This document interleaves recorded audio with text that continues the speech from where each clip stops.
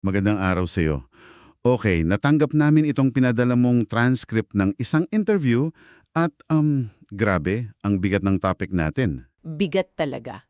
Mga aligasyon ito ng malawakang korupsyon sa gobyerno. Sige, himay-mayin natin to. Ang mission natin ay unawalin yung argumento ng source mo na parang may sinusunod na script sa anti-corruption campaign at ano ba talaga yung mas malaking kwento sa likod nito. Oo. At para gawin yan, kailangan nating tingnan yung dalawang kwento dito, no? Tama? Yung kaso ng contractor na tatawagin nating Diskaya at yung mga revelasyon naman ng isang insider, si Saldico. At yan yung talagang nakakaintriga sa material na to, kung paano nito ipinapakita yung dalawang mukha ng di umano'y katiwalian. Dalawang mukha. Paano yun? Sa isang banda, meron kang pang-headline, yung pang-media lang. At sa kabilang banda, meron kang isang kwento na mas malalim, mas sistematiko. Okay. So titingnan natin kung paano nag-uugnay itong dalawang to. Eksakto. At ano ang ibig sabihin nito sa mas malawak na konteksto? Sige, umpisahan natin dun sa unang kwento.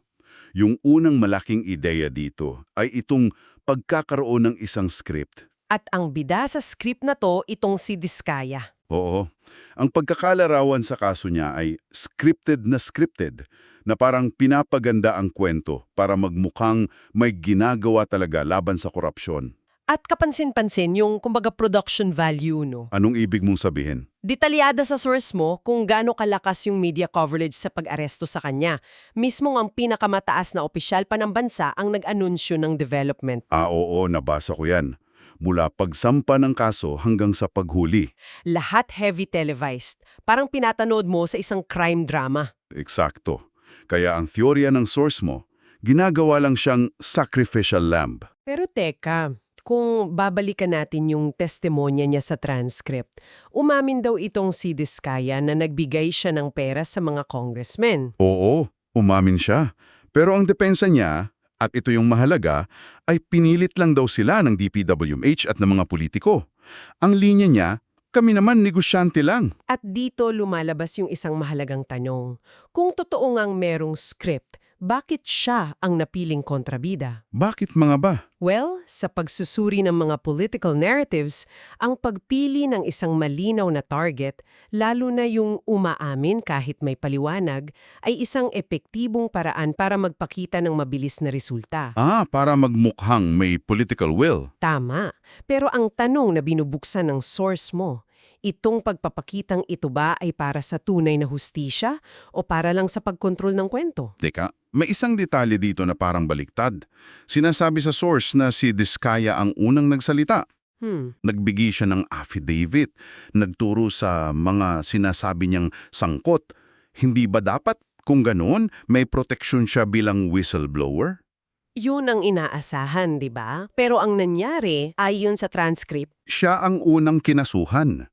Habang yung mga itinuro niya, mga congressman, mga senador, wala pa raw formal na kaso. at dyan mo makikita yung sinasabing kabalintunaan ng script. Kung gusto mong kontrolin ng kwento, ang pinakadelikadong tao ay yung nasa gitna na pwedeng magbunyag ng lahat. Kaya inunahan na siya. Inunahan na. Hindi lang siya ginagawang halimbawa, tineneutralize din yung boses na pwedeng magturo sa mas matataas pa. So kung si Diskaya ay pang-distract lang, ang tanong, ano yung mas malaking kwentong tinatago? At dito naman yung papasok, ayon sa source mo, itong si Saldico. Oo. At dito, biglang nag-iba ang lahat. Kung ang kaso ni Diskaya ay tungkol lang sa kickback sa ilang proyekto, Ang mga revelasyon ni Saldico ay tungkol sa buong sistema ng allocatable funds ng gobyerno. at yung sinasabi mong pagbabago ng scale, crucial yan. Kasi nagbabago rin ang klase ng krimen na di umano'y nangyayari. Hindi na ito simpleng suhulan lang sa pagitan ng kontraktor at politiko, no? Hindi na. Ang pinag-uusapan na natin based sa transcript ay pagmamanipula sa mismong pambansang budget. Bago pa man ito maging proyekto. At yung pondo, daan-daang bilyon. Binanggit dyan, nagsimula 700 bilyon. Naging 800 billion, tapos 500 billion, parang isang malaking kaldero ng pera na pinaglalaruan. Grabe. At ang aligasyon ni Saldico ay talagang mahirap paniwalaan. Sabi niya, nagde-deliver siya mismo ng pera sa mga pinaka-bossing. At may kota pa raw, di ba? Oo, may kwota raw na 2 billion pesos kada buwan. Sa loob ng 3 taon. Hindi ko kayang i-visualize yung ganun kalaking halaga. Parang numero na lang sa papel, pero pera pala, yan na galing sa atin. At hindi lang daw siya basta nagkwikwento. May mga ebidensya raw siyang dala. Tama, mga ledger, dokumento, testimonya tungkol sa mga maleta ng pera na dinedeliver saan nga ulit yun? Diamond Hotel. Kung iisipin mo, yung kwento ni Diskaya ay parang lagnat. Anong lagnat? Siya yung simptomas na nakikita natin, yung nasa headline. Pero yung revelasyon ni Saldico, yan yung totoong sakit, isang cancer sa sistema ng budget. Gets ko. Yan yung key insight dito. Huwag malinlang sa paggamot ng lagnat kung yung cancer mismo hindi ginagalaw. Eksakto. Ang argumento sa source ay imposible para sa isang congressman lang o kahit senador yung operasyon na to. Kailangan ng basbas mula sa kataas-taasan. Okay. Para mas ma-appreciate natin yung sinasabi mong cancer, pag-usapan natin yung mga numero. Nakakalula talaga. Lalo na yung isang partikular na usapan ni Saldico at isang senador tungkol sa 77 billion pesos. 77 billion.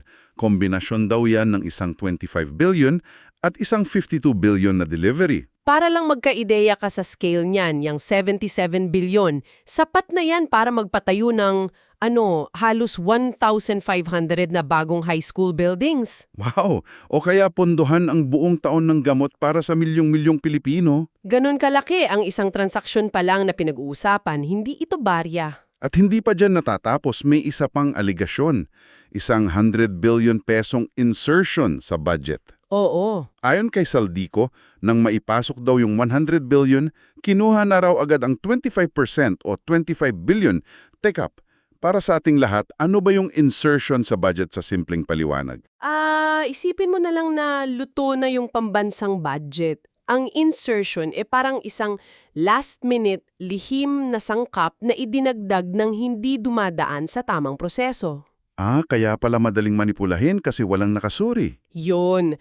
Dito di umano nagmumula yung mga proyektong may malaking kickback. Ito raw yung mekanismo para mapasok yung pondo na paghahatian. Malinaw? At may isa pa na masakit pakinggan, yung pondo ng PhilHealth. Hay! Yan ang mabigat. Sinasabi sa transcript na may 60 hanggang 70 billion pesos na para sana sa serbisyong pangkalusugan pero kinuha raw. At yan ang pinakadirektang tumatama sa ordinaryong mamamayan. Hindi na yan abstract na numero. Pera yan para sa ospital, para sa dialysis, para sa gamot ng may cancer. Nakakalungkot isipin, ilang pamilya kaya ang natulungan nun kung nagamit sa tama? Ilang buhay ang nasagip sana. Yung punto ng source mo, ang korupsyon na ito ay hindi lang pagnanakaw ng pera. Ito ay pagnanakaw ng pagkakataon at sa huli ng buhay. Tama. So, kung ganun kalaki ang mga aligasyon, may mga ebidensya raw, may mga nagtuturo, ang tanong, anong ginagawa tungkol dito? Dito ngayon pumapasok yung isa pang pattern na inidiin sa source mo. Ang tila nakabibinging katahimikan. At kawalan ng aksyon sa mga mas malalaking pangalan. Dito lalong nagpapatibay sa teorya ng script na inilatag sa simula. Kasi kung seryoso ka, lahat ng lead susundan mo, di ba? Gaano man kataas ang abutin nito, pero hindi yun ang nangyayari base sa transcript. Isang konkretong halimbawa, may 90 na sundalo raw na kasama ni Saldico sa mga delivery. Sila yung mga eyewitness. Pero ayon sa source, hindi sila tinatawag para magbigay ng testimonya. Oo. Anong nangyari sa kanila? Ang pattern na inilalarawan ay pagkatapos ng mga revelasyon, biglang nanahimik yung kwento. Hindi na sila muling ipinatawag, May binabanggit pa na yung iba, hinayaan na lang umalis ng bansa. nawawala ang mga tao, nawawala ang mga dokumento, nawawala ang kwento. Meron ding kwento tungkol sa mga opisyal na nagsauli ng pera. Yung Director Alcantara? Oo, nagsauli raw ng daan-daang milyon.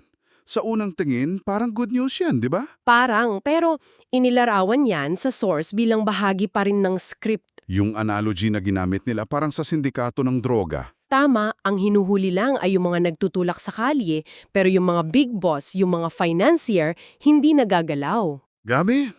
So ang sentro talaga ng argumento ay itong scripted na paghahanap ng hustisya.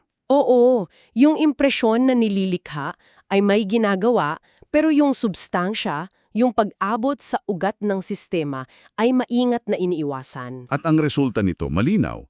Ang mga sacrificial lamb tulad ni Diskaya ang napupunta sa headline. Sila ang nagiging simbolo ng tagumpay laban sa korupsyon. Samantala, yung mga arkitekto ng sistema, kung totoo ang mga aligasyon, nananatili sa anino, ligtas. At pinipigilan nito ang publiko na makita ang buong larawan. Ang atensyon natin ay nalilihis sa maliliit na isda Habang yung mga sinasabing pating ay malayang nakakalangoy. at handa na namang kumain muli. Sa kabuuan, ipinakita ng source mo ang dalawang magkaibang muka ng korupsyon. Sa isang panig, yung kwentong pang-headline, yung kay Diskaya, na high-profile at tila scripted. At sa kabilang panig, yung mas malalim at sistematikong aligasyon tulad ng kay Saldico na nagsasangkot ng bilyon-bilyong pondo. Tinanakay natin ang aligasyon ng script, yung nakakalulang halaga at yung pattern ng tila pagprotekta sa mas malaking pangalan. At lahat ng ito ay nagiiwan sa atin ng isang mahalagang tanong para sa iyo na pag-isipan. Itong source material na pinadala mo ay naglalatag ng isang napakabigat na argumento, na ang mismong kampanya laban sa korupsyon ay pwedeng maging kasangkapan para pagtakpan ng mas malaki pang korupsyon. Nakakakilabot yan. Kaya ang tanong na may iwan sa iyo ay ito. Sa isang mundo na puno ng ingay at mga scripted na kwento, paano mo malalaman kung ang isang kampanya laban sa katiwalian ay totoo at tapat o bahagi lang ng isang mas malaking palabas na gusto nilang paniwalaan mo?